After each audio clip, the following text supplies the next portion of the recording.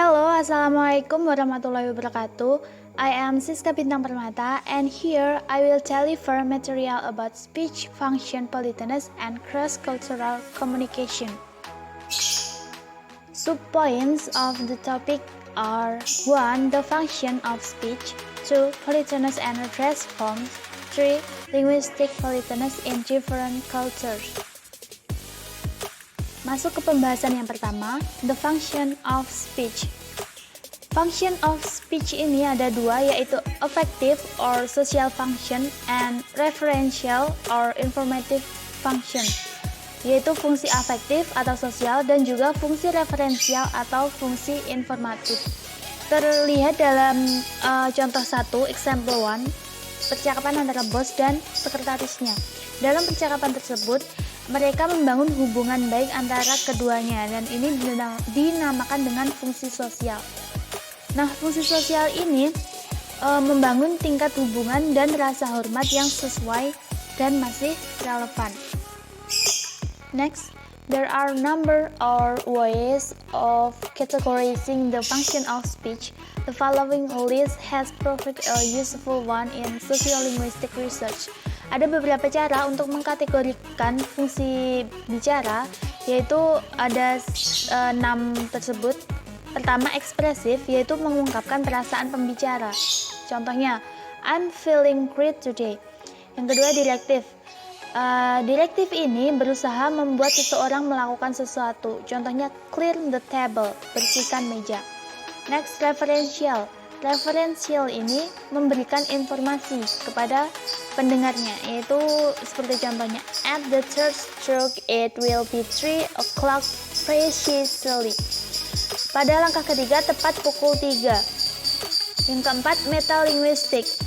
Metalinguistic utterance comment on language itself. Example, hegemony is not a common word. Jadi metalinguistik ini mengomentari bahasa itu sendiri. Yang kelima, poetik atau ucapan yang fokus pada fitur estetika bahasa, misalnya puisi, moto, dan juga sajak, seperti itu. Terakhir itu petik. Petik adalah ungkapan untuk mengekspresikan solidaritas dan empati dengan orang lain, misalnya menanyakan kabar atau berbicara, hai, hari yang indah bukan? Lovely day, isn't it? Next. Jadi komponen dasar dari setiap interaksi ini ada 3, yaitu pembicara, ekspresif atau biasa disebut dengan ekspresif. Yang kedua itu penerima atau biasa disebut dengan direktif. Yang ketiga itu pesan atau biasa disebut dengan referensial. Other researchers have added categories to deal with promises and threats commissive and with marriage, vows, speech, and declaration of words performative or declaration. Jadi peneliti lain ini telah menambahkan kategori untuk menangani janji dan ancaman atau dengan sumpah pernikahan atau taruhan dan deklarasi perang. Next, directive. Directive are concerned with getting people to do things. The speech acts which express directive force vary in strength. We can attempt to get people to sit down, for instance, by suggesting or inviting them to do so, or by ordering or commanding them to sit down. Jadi itu direktif itu adalah arahan berkaitan dengan membuat orang melakukan sesuatu. Seperti contohnya, kalau imperatif itu sit down, artinya duduk.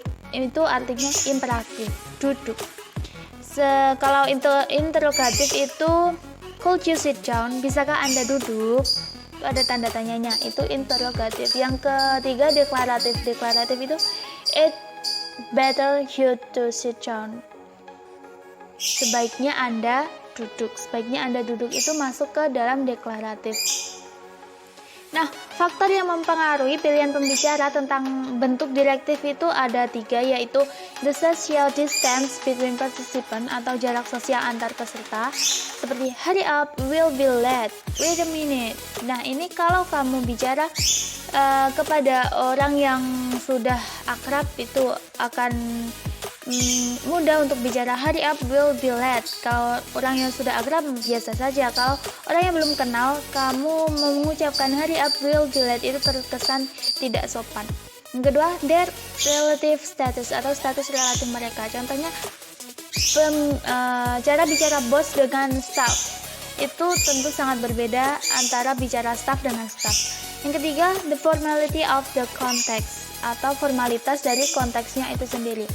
Contohnya pertemuan presiden dengan para DPR itu tentunya sangat formal. Tidak mungkin beliau menggunakan bahasa sehari-hari untuk masuk ke dalam forum tersebut. Next, topik kedua, politeness and address forms atau bentuk kesopanan. Nah, bentuk kesopanan ini bisa dilihat dalam contoh 16 ini. Ini ada kalimat ada kata please. Please, take the word please for example. Jadi ambil kata tolong sebagai contoh. Kesopanan itu biasanya kalau dalam bahasa Inggris ada please atau tolong. Jadi anak-anak diminta untuk mengatakan tolong ketika mereka mengajukan permintaan sebagai cara mengekspresikan diri dengan sopan. Jadi bukan hanya di Inggris sih ya, sebenarnya di Indonesia juga seperti itu. Kita dituntut untuk mengucapkan kalimat tolong sebagai kalimat untuk mengekspresikan diri dengan kesopanan. Tetapi orang dewasa menggunakan kata mohon jauh lebih sedikit daripada yang diperkirakan, dan ketika mereka melakukannya itu seringkali membuat perintah berbunyi kurang sopan dan lebih ditaati maksud saya. Next, speaking politeness. Jadi apa fungsinya berbicara sopan itu? Yaitu 1. The feelings of others atau menjaga perasaan orang lain. 2. The social values of the society atau memperbaiki nilai-nilai sosial masyarakat. Dan yang ketiga, formality atau untuk formalitas. Next, types of politeness.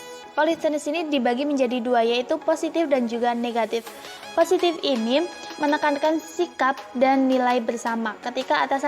Contohnya seperti ketika atasan menyarankan agar bawahannya menggunakan nama saja untuk memanggilnya, tidak dengan embel-embel title atau apa, itu disebut positif politeness. Dan untuk negatif politeness itu seperti contohnya ini mengekspresikan diri secara tepat dalam hal jarak sosial dan menghargai perbedaan status.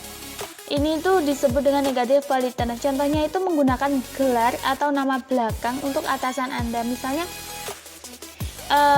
atasan Anda itu bergelar MPD gitu, dan kalian mengucapkannya MPD itu juga dimasukkan ke dalam bahasa sehari-hari kalian. Misalnya Ibu Susi MPD gitu. Itu maksudnya negative politeness. Next, example of politeness and address forms. Ada dua contoh, saya menyebutkannya di sini. Yang pertama, Daddy, can you please help me with my homework? Ini adalah permintaan tolong dari anaknya kepada ayahnya untuk membantunya mengerjakan pekerjaan rumahnya dengan kalimat can you please, tolong. Dan yang satunya lagi, secretary. Could you bring, bisakah Anda membawa kertas saya? Could you bring in my paper please? Ada could you dan juga ada please. Next, topik yang terakhir yaitu linguistic politeness and different cultures atau kesopanan linguistik dalam berbagai budaya.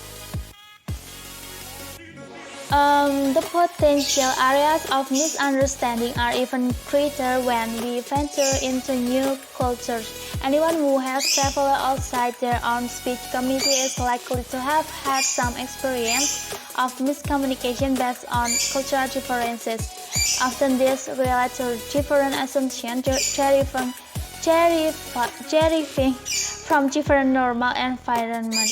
Jadi area potensi ini banyak kesalahpahaman, bahkan lebih besar ketika kita menjelajah ke budaya yang baru.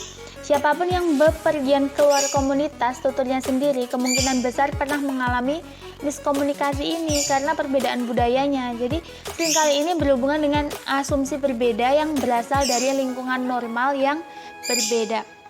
Nah, ini contohnya, a Thai student in Britain. Seorang pelajar Thailand di Inggris ini melaporkan tidak dapat memahami apa maksud nyonya rumah atau ibu kos lah kalau di Indonesia. Ketika dia bertanya pada hari apa Anda ingin mandi, berasal dari negara yang pantas dengan budaya berorientasi air. Jadi di Thailand itu mereka itu mungkin mandinya itu tidak sehari 3 kali, bahkan mungkin seminggu ada sekali atau 2 kali gitu. Jadi dia menanyakan kepada nyonya rumahnya, pada hari apa Anda mandi. Jadi padahal itu nyonyanya itu mandinya setiap hari, bahkan sehari lebih dari 3 kali gitu. Jadi itu beda dari budayanya. Next, there are sociolinguistic norms for polite acceptance and refusal which differ cross-culturally. Refusing an invitation appropriately in Western culture can be a challenging task. We can acceptance and refusal an invitation. Ada norma sosiolinguistik untuk penerimaan dan penolakan sopan yang berbeda lintas budaya. Untuk menolak undangan secara tepat dalam budaya barat bisa menjadi tugas yang menantang. Kita bisa menerima dan juga menolak undangan. Okay, next. Greetings. What is greetings? Greetings is a part of communication and serve an effective function. Jadi salam itu adalah bagian dari komunikasi dan memiliki fungsi afektif. Example-nya ada A sampai G itu, how are you? Apa kabar? Where are you going? Kemana kamu pergi? Have you eaten? Apakah kamu sudah makan? Where do you come from? Dari mana asal kamu? Are you married? Apakah kamu sudah menikah? How much do you earn? Berapa gajimu? What do you weigh? Apa yang kamu timbang? Nah, it's enough for me. I think it's enough for the material that I can explain today. I'm so sorry for the voice of catering bird. It's a noise. Thank you. Wassalamualaikum warahmatullahi wabarakatuh.